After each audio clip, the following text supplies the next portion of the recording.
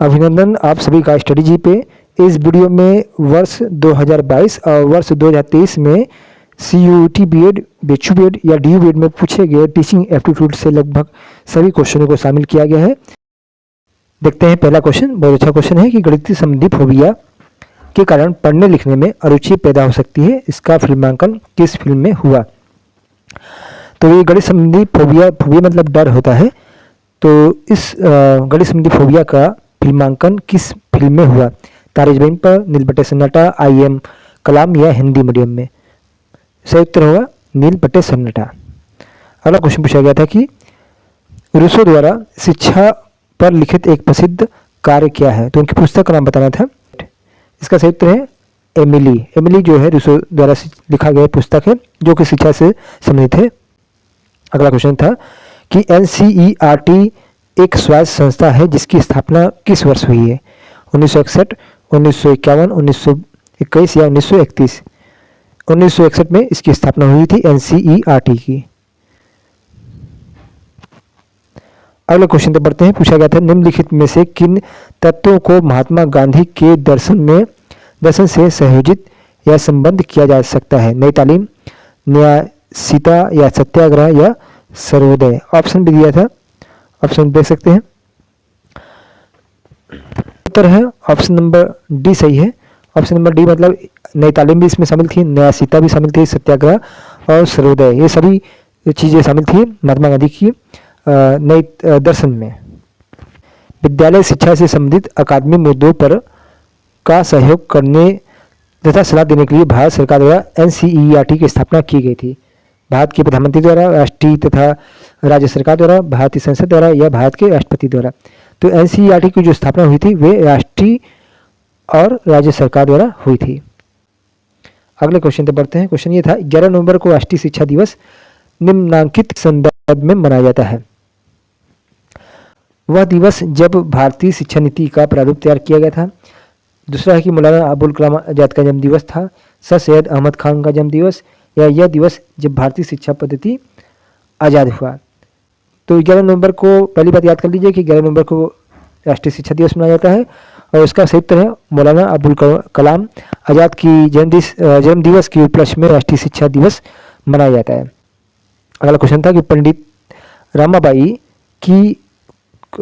रमाबाई पंडिता की उपाधि प्राप्त करने वाली प्रथम महिला थी।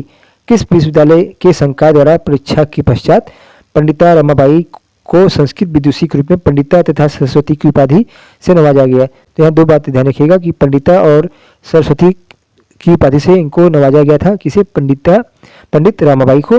और पूछा कि किस विश्वविद्यालय द्वारा इन्हें ये उपाधि प्रदान की गई। ऑप्शन है इलाहाबाद विश्वविद्यालय, ऑक्सफोर्ड विश्वविद्यालय, मैनचेस्टर विश्वविद्यालय या कलकत्ता विश्वविद्यालय। उत्तर होगा ऑप्शन नंबर डी हो जाएगा, कलकत्ता विश्वविद्यालय द्वारा ये इनको उपाधि प्रदान की गई थी, पंडिता और सरस्वती की। क्वेश्चन आपसे बना के पूछ लेगा कि सरस्वती उपाधि किसे प्रदान किया गया, तो पंडिता रमाबाई को। क्वेश्चन तब चलते हैं। क्वेश्चन ये है कि निम्नलिखित में से कौन सा शिक्षण अधिगम का मौखिक स्रोत है।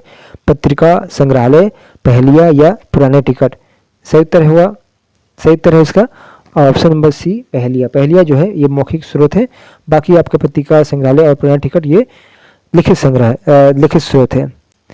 नेक्स्ट क्वेश्चन पूछा जाता है कि भूगोल शिक्षण को निम्नलिखित मुद्दों से संबंधित दृष्टिकोण विकसित करना चाहिए। ऑप्शन था संसाधनों और संरक्षण, विकास और विस्थापन, राष्ट्रीय एकता के लिए चुनौतियां या मानव विकास। ऑप्शन भी दिया था, इसमें से चुनना था कौन सा विकल्प सही होगा। तो ऑप्शन नंबर 2 होगा जिसमें संसाधन और संरक्षण, विकास और विस्थापन और मानव विकास, ये 3 चीजें भूगोल शिक्षण में मुद्दों से संबंधित दृष्टिकोण विकसित करता है। अगला क्वेश्चन ये था कि शिक्षा का अधिकार अधिनियम 2009 किस संशोधन के परिणाम स्वरूप अधिनियमित हुआ। 30वां संविधान संशोधन, 50वां संविधान संशोधन, 86वां संविधान संशोधन या 88वां संविधान संशोधन। तो RTE एक्ट है ये, जिसे शिक्षा अधिकार अधिनियम कहा जाता है। तो ये जो अधिनियमित हुआ था ये हुआ था 86वां संविधान संशोधन द्वारा इसे अधिनियमित किया गया था। नेक्स्ट क्वेश्चन है कि NCERT एक स्वायत्त संस्था है, इसकी स्थापना हुई थी। देखिए दोबारा क्वेश्चन पूछा गया था NCERT संबंधित। 1961, 1951, 1921 या 1931? तो आपको पता है आंसर 1951, 1961 में इसकी स्थापना हुई थी। एनसीईआरटी, एनसीईआरटी का फुल फॉर्म भी पूछता है, ये भी ध्यान रखिएगा। उसका वीडियो भी इस चैनल पर मौजूद है, जिसमें हमने एनसीईआरटी, एससीईआरटी और एनसीटी और अन्य शिक्षा से संबंधित संस्थाओं के फुल फॉर्म को कवर किया गया है। उसका लिंक आपको डिस्क्रिप्शन में मिल जाएगा, नहीं तो आप लिस्ट में भी जाकर देख सकते हैं। नेक्स्ट क्वेश्चन है कि महाराष्ट्र की सावित्रीबाई फुले एवं भारतीय समाज सुधारक, शिक्षाविद एवं थी। तो बताना है कि सावित्रीबाई फुले क्या थी? उपन्यासकार, चित्रकार, कवियत्री या अधिवक्ता? सही उत्तर लगा लीजिएगा। ऑप्शन नंबर सी, कवियत्री भी थी सावित्रीबाई फुले, समाज सुधारक और शिक्षाविद के साथ। नेक्स्ट क्वेश्चन है कि सामाजिक विज्ञान की कक्षा में मानचित्र प्रयोग में लाते समय दृष्टिबाधित जो बच्चे होते हैं, ब्लाइंड बच्चे होते हैं, के लिए निम्न में से कौन सी उपयोगी साबित होगी? ऑप्शन है सामान्य मानचित्र, डिजिटल मानचित्र या टैक्टाइल मानचित्र या गूगल मानचित्र। तो जो ब्लाइंड बच्चे होते हैं वे तो मानचित्र देख नहीं पाएंगे, तो किस प्रकार का मानचित्र का प्रयोग करेंगे? सही उत्तर जाएंगे ऑप्शन नंबर सी, टैक्टाइल मानचित्र होते हैं, जिसका प्रयोग दृष्टिबाधित बच्चों के लिए किया जा सकता है। टैक्टाइल मानचित्र होते हैं उसमें उभरे हुए जो मानचित्र होता है वे उभरा होता है, इसको टच करके बच्चे जो होते हैं दृष्टिबाधित वे पढ़ सकते हैं। अगला क्वेश्चन दिया है कि कथन संबंधित के नीचे 4 कथन दिए गए, सबसे उचित कथन को चुनना है। पहला दिया है कि लिंग और जेंडर दोनों ही जैविक रूप से निर्धारित होते हैं। दूसरा दिया है कि लिंग और जेंडर दोनों सामाजिक रूप से निर्धारित होते हैं। सी दिया है कि लिंग सामाजिक, जेंडर जैविक रूप से निर्धारित होते हैं। और नंबर डी दिया है कि लिंग जैविक और जेंडर सामाजिक रूप से निर्धारित होते हैं। तो इसका सही उचित का चयन करना था, तो इसका सही उत्तर है ऑप्शन नंबर ए, जो लिंग और जेंडर है दोनों जैविक रूप से निर्धारित होते हैं, सामाजिक रूप से निर्धारित नहीं होते हैं। नेक्स्ट क्वेश्चन था कि नई तालीम डैश कहा जाता है। नई तालीम को और क्या कहा जाता है? वर्धा शिक्षा योजना, नवयोगिन शिक्षा योजना, नए भारत की शिक्षा योजना या स्वतंत्र भारत की शैक्षिक दृष्टि।